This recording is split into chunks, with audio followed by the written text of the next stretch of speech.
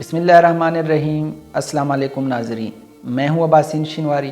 اور آپ دیکھ رہے ہیں ہمارا فیس بک اور یوٹیوب چینل۔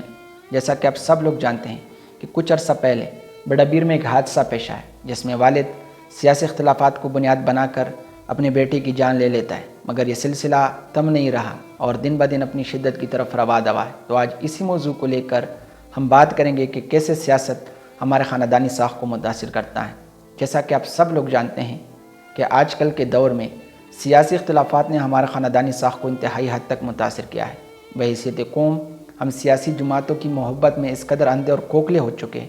کہ ہم اپنے چھوٹوں بڑوں کی تمیز، حتیٰ کہ اپنے قریبی نعتوں و قربتوں، اپنے خونی رشتوں اور سب سے بڑھ کر اپنے والدین کے جانی دشمن بن چکے ہیں۔ مگر بدقسمتی سے ہم نے اس کو اختلاف رائے اور جمہوریت کا نام دیا ہے، جو انتہائی باعث شرم اور تکلیف دہ ہے۔ مگر سوچنے کی بات یہ ہے کہ ہم ان سیاسی اشراف کی خاطر اپنے عزیز و اقارب سے دستگیرباں ہو گئے ہیں جو ہمیں جانتے تک نہیں، جو ہمارے مسائل اور وسائل سے لا علم ہیں، مگر ہم پھر بھی جگ در جگ ان کی اجتماعات میں شریک ہوتے ہیں، ان کی تحریک کا حصہ بنتے ہیں، انہی کے خاطر کے دو بن کی سختیاں برداشت کرتے ہیں، مگر کبھی یہ سوچنے کی زحمت گوارا نہیں کرتے کہ ایک سیاستدان جو ہماری طرز زندگی، جو ہماری تعلیم، صحت اور سب سے بڑھ کر جنہوں نے ہمارے ذہنوں کو تاریکی کی زنجیروں میں جکڑ کر رکھا ہے، ہم آج بھی پاگلوں کی طرح انہی کی خاطر اپنے تمام احباب اور رشتوں کو چکنا چور کرنے میں لگے ہوئے ہیں، اور اس مجازی محبت میں اس نہج پہ پہنچ چکے ہیں کہ ہم اپنے خاندانی ساخت کو دشمنوں کے ایک جتے میں منتقل کر چکے ہیں۔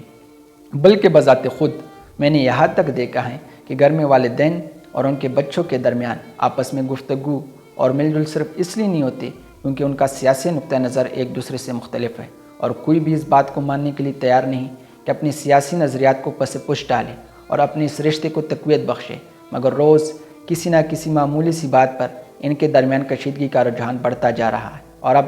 یہ بات اس حد تک پہنچ گئی ہے کہ بچے اپنے والدین سے سیاسی اختلافات میں اس قدر متنفر ہو چکے ہیں کہ وہ ایک دوسرے کی شکل تک دیکھنا گوارا نہیں سمجھتے، اور جب ایک قوم اندھی محبت اور بہکاؤ میں اس قدر کھو جائے تو پھر امید کی کرنے کہیں دور دور تک نظر نہیں آتے، بلکہ زوال ان کی زندگی کا ایک جز بن جاتا ہے جو کسی ناسور سے کم نہیں۔ مگر سب سے مسخیز بات تو یہ ہے کہ ہم ان سیاستدانوں کے جھوٹے وعدوں اور کھوکھلے نعروں پر یقین رکھتے ہیں جن کی سیاست ہمیشہ بت تلے دبے رہتی ہے، جہاں عوامی مینڈیٹ اور ووٹ کا ہمیشہ استحصال ہوتا رہتا ہے۔ وہ جب چاہے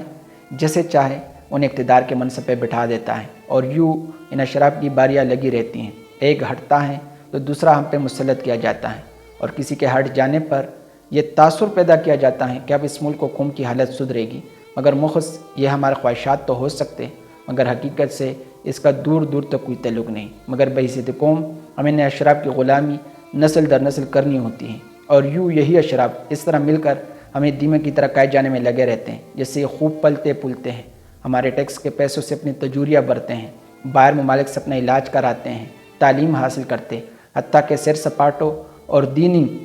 رسومات منانے کے لیے بھی ہمارے پیسوں کا بے دریغے سے استعمال کرتے، لیکن جب مر جاتے تو دفنانے کے لیے ہمارے پاس آ جاتے، جس سے ظاہر ہوتا ہے کہ یہی اشراف اس ملک کے باشندوں کو مردہ اور زمین کو قبرستانی سمجھتے ہیں، اور جہاں جس ملک کے باشندوں کو مردہ اور زمین کو قبرستانی سمجھا جائے تو وہاں ترقی اور خوشحالی، آزادی اور خود مختاری، جمہوریت اور سالمیت کا ہونا کسی خیالی دنیا میں رہنے سے قطعاً کم نہیں۔ مگر بدقسمتی سے ہم آج بھی امتزاجات کے شکار ہیں، اور اپنے دشمن کے مکروہ چہروں کو پہچاننے اور ان کے پس پردہ عزائم کو سمجھنے سے صریحاً لا علم ہیں۔ اس ملک کے خداداد کو آزاد ہوتی ہوئے 76-77 سال ہو گئے، لیکن آج بھی ہمارے ذہنوں سے غلامی کا تصور نہیں نکل سکا، بلکہ آج بھی ہم ان اشراف کے اشاروں کا منتظر رہتے ہیں اور ان کے جھوٹے وعدوں اور کھوکھلے نعروں پر یقین رکھتے ہیں، اور یہی وہ المیہ ہے جو ہمیں خود میں جاننے کی توفیق نہیں بخشتا، اور یوں بھی بسی کے اس عالم میں ایک عام بندہ زندگی کے اس دوڑ میں دن بدن بد سے بدتر اور بدتر سے بدترین ہونے جا رہے ہیں۔ پوری تحریر کو سمجھنے کے لیے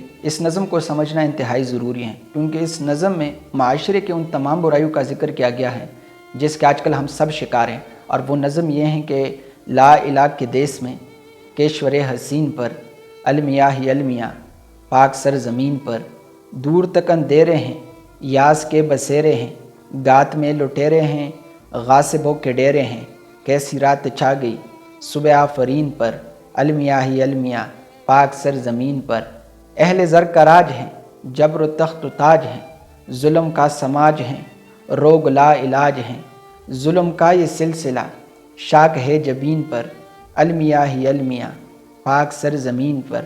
خوب ہے ہراس ہے، تشنگی ہے پیاس ہے، چت ہے نہ لباس ہیں، چور چور آس ہیں، ہے لٹ گیا یقین مرکز یقین پر، المیاں ہی المیاں پاک سر زمین پر، منتشر خیال ہیں، خواب پائی مال ہیں، لوگ پر ملال ہے، غم سے یوں نہ ڈال ہے، گر پڑے ہو جیسے چت زیر چت مکین پر، المیاں ہی المیاں پاک سر زمین پر، در بدر جوان ہیں، قوم کی جو آن ہیں، کل کے پاسبان ہیں، ذہن بدگمان ہیں، بند آرزو کے در ہو گئے ذہین پر، المیاں ہی المیاں پاک سر زمین پر، شہر ہے یا گوٹ ہیں، نظریوں کے اوٹ ہیں، نیتوں میں کوٹ ہیں،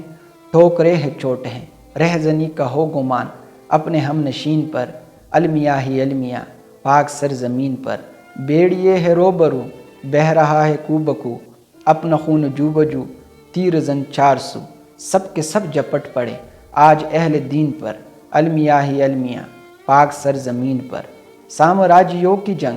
پورا ملک خون رنگ، عقل رہ گئی ہے دنگ حکمرانی کی امنگ، جان و دل نثار ہیں آج ایک لعین پر، المیاں ہی المیاں